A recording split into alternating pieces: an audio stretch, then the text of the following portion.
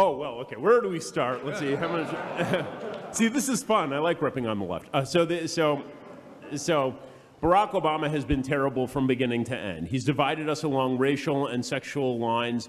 He's divided us along every line he could find. He came in with the great promise. Because the expectations for Obama were so high and he fell so short, he's really divided America. I think he's trolled the Republican Party into irrelevance, and I think that he's taken his own party to Bernie Sanders' land. And I think that, you know, he's done that through policy, but he's mostly done that through his style. When Obama was elected, there was this great hope that he was finally going to help conciliate the greatest conflict that has ever torn the nation, the racial conflict, right? And instead he came in on the basis and governed on the basis that if you oppose him, it must be because you are black. And if there are imbalances in terms of equality, that is inequity. Right? Inequality equals inequity. So if more black people than white people are going to prison proportionately, that must be because people are racist. It can't just be because too many black people are committing crimes. Right? So by doing that, he's divided people along these lines, and you can see it in the Gallup polls. I mean, people now feel that the racial conflict in the country is at heights it hasn't been for decades. That to me is the most damaging thing, is that he's reverted American politics to a form of tribalism that I find very scary. In terms of his actual policy, Obamacare is destroying the medical system. It's raising premiums for people who are in the system. It's going to end up with an actual form of care that really is just redistribution of care, which is going to hurt the people who are youngest and the people who are oldest. There's a reason Ezekiel Emanuel, who designed his Obamacare program, says he wants to die at 75. They're going to end up redistributing health care, and they're going to end up restricting it.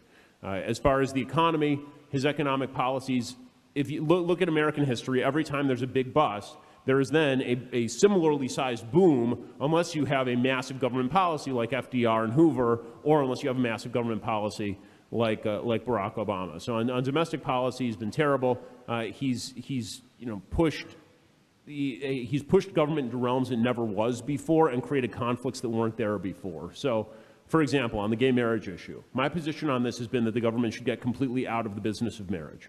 I think the government sucks at everything, and they suck at that too. So.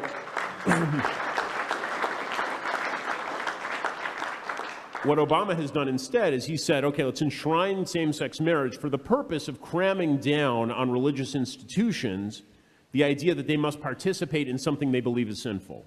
That's not live and let live. That's live like me or I won't let you live. Right? And that's dastardly stuff. You know, when it comes to his foreign policy is the worst of all of his policies. He's set the world, I mean, it's cliche at this point, but he set the world on fire. His Libya war was a disaster and handed guns to terrorists. You know, he talks about handing guns to ISIS. He actually did that in Libya. He talks about, you know, Syria is a disaster area. The attempt to make Iran into a regional power with the assumption that they're going to moderate themselves is utter asininity. It's just foolishness on an unbelievable scale.